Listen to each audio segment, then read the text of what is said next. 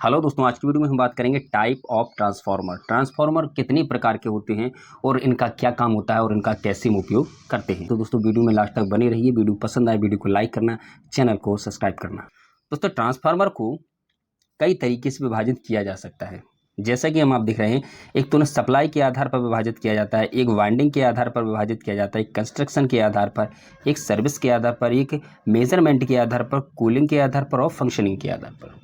तो दोस्तों इस तरह से ट्रांसफार्मर को हम 7 तरीके से विभाजित करते हैं और समझते हैं इन ट्रांसफार्मर का क्या उपयोग किया जाता है। तो दोस्तों सबसे पहले हम बात करते हैं सप्लाई के आधार पर। दोस्तों सप्लाई के आधार पर ट्रांसफार्मर मुख्यतः 2 प्रकार के होते हैं। एक होता है हमारा सिंगल फेस, एक होता है 3 फेस। सिंगल फेस क्या है, 3 फेस क्या है? जैसे कि आपको इस स्क्रीन में दिखाई दे रहा है, ये सिंगल फेस ट्रांसफार्मर है जिसमें सिंगल एक सप्लाई को लगाया जाता है। यही एक transformer step up and step down का काम कार्य करता है। इसका उपयोग सिंगल फेस में किया जाता है। ये ट्रांसफार्मर अमूमन हमारे घर के आसपास लगे हुए दिखाई दे जाते हैं, जहां इनका काम होता है केवल सिंगल सप्लाई पर ही वर्क करना। और दूसरा होता है दोस्तों हमारा 3 फेस ट्रांसफार्मर। 3 फेस ट्रांसफार्मर क्या होता है? जैसा कि आप समझते हैं कि हमारी जो ट्रांसफार्मर होता है उसमें पहली जो बाइंडिंग होती है वो हमारी डेल्टा होती है और दूसरी जो बाइंडिंग होती है वो होती है हमारी स्टार। तो जो डेल्टा बाइंडिंग होती है यहाँ पर हम रेड, येलो एंड ब्लू तीनों सप्लाई को कनेक्ट करते हैं, और जो हमारी स्टार बाइंडिंग होती है उसमें हमारी एक होती है हमारी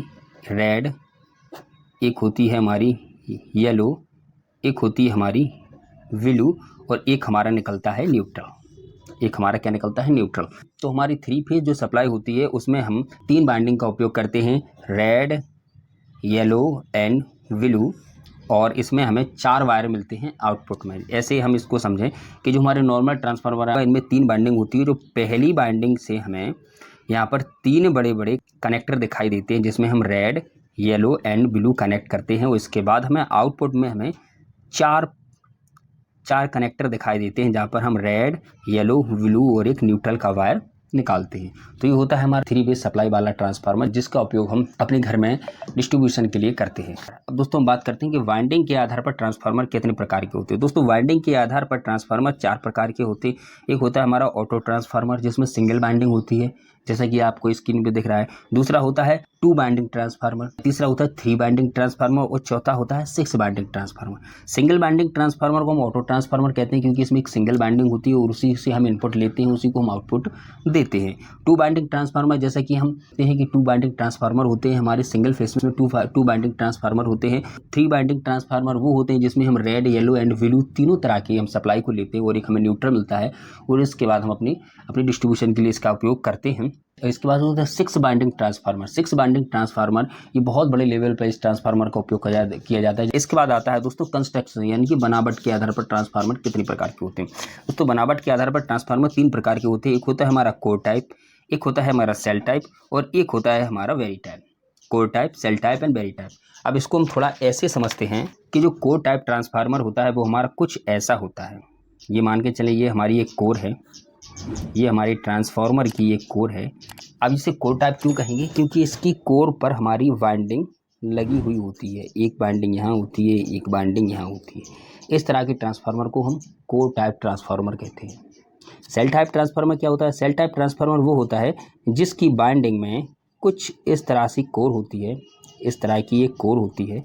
इस पर सेंटर में प्राइमरी और सेकेंडरी बाइंडिंग कनेक्ट की जाती है। इस तरह के ट्रांसफार्मर को हम सेल टाइप ट्रांसफार्मर कहते हैं, जिसमें बाइंडिंग सेंटर में, यानी कि यहाँ पर जो फ्लक्स जाता है वो कुछ इस तरह से यहाँ पर काम करता है, और हमारा जो सेल टाइप ट्रांसफार्मर है इसमें फ्लक्स रिवर्स तरीके से ऐसा घूमते हुए यहाँ जाता है और यहाँ पर काम करता है। तो ये वाला तो है हमारा कोर टाइप ट्रांसफार्मर, ये होता है हमारा सेल टाइप ट्रांसफार्मर। और इसके बाद एक तीसरा आता है वो होता है वेरी टाइप ट्रांसफार्मर। वो कुछ इस तरह से बना हुआ होता है जैसा कि आपको स्क्रीन पर दिख रहा है।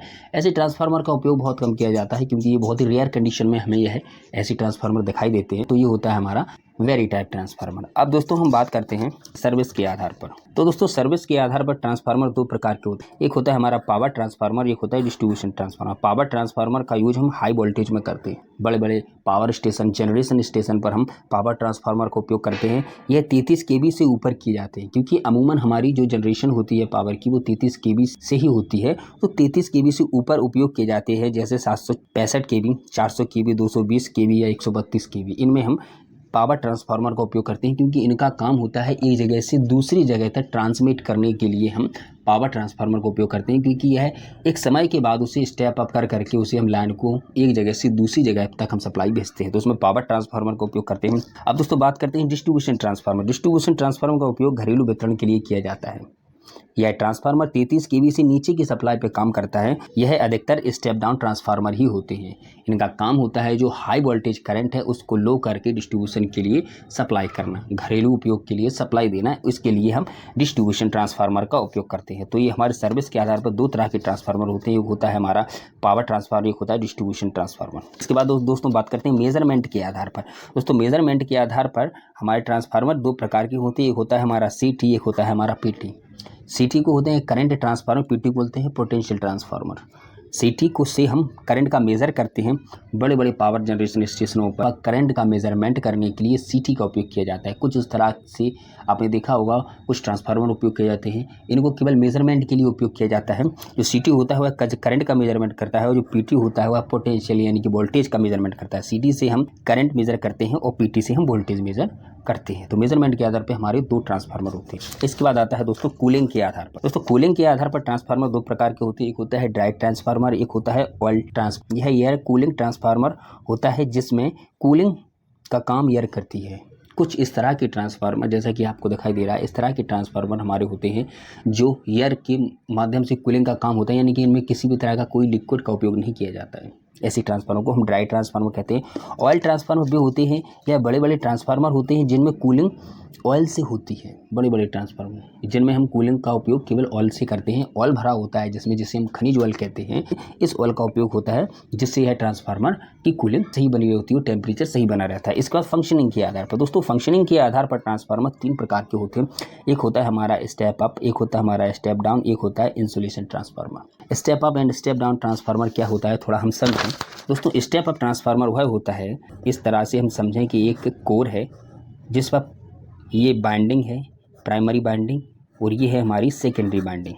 तो स्टेप अप ट्रांसफार्मर क्या होगा, जिसमें सेकेंडरी में नंबर ऑफ टर्न ज़्यादा होंगे वो हमारा स्टेप अप होगा। वह हमारा कौन सा होगा, वो होगा हमारा स्टेप अप ट्रांसफार्मर। और स्टेप डाउन ट्रांसफार्मर जो होगा उसके सेकेंडरी बाइंडिंग में नंबर ऑफ टर्न कम होंगे प्राइमरी बाइंडिंग की तुलना में, वो होगा हमारा स्टेप डाउन। वो हमारा क्या होगा, स्टेप डाउन ट्रांसफार्मर होगा। तो ये हमारा step up and step down transformer होता है। अब दोस्तों step up and step down transformer में हम वोल्टेज जो है उसको हम अप और डाउन करते हैं। और जो आइसोलेशन ट्रांसफार्मर होता है वो हमारा नॉर्मल ना तो स्टेप अप करता है और ना ही हमारा स्टेप डाउन करता है। वह केवल एक स्थिति में रहता है, उसका काम होता है इंसुलेशन करके, मतलब आइसोलेशन की तरह काम करता है। वो जितना भी पावर वहाँ से आ रहा है उतनी ही पावर को वो यहाँ सप्लाई करेगा, ना तो वो स्टेप अप करेगा ना ही वो स्टेप डाउन करेगा। लेकिन उसका काम ये होता है सेफ्टी पर्पज़ से उसका हम उपयोग करते हैं। तो दोस्तों ये थे कुछ ट्रांसफार्मर जिनके बारे में मैंने आपको डिटेल में बताया। अब इनमें से किसी भी ट्रांसफार्मर के बारे में आपको और डिटेल में वीडियो चाहिए तो मैं एक स्पेशल वीडियो उसके लिए बना दूँ। आप इसके लिए हमें कमेंट करें, वीडियो को लाइक करें, चैनल को सब्सक्राइब करें। Thank you for watching.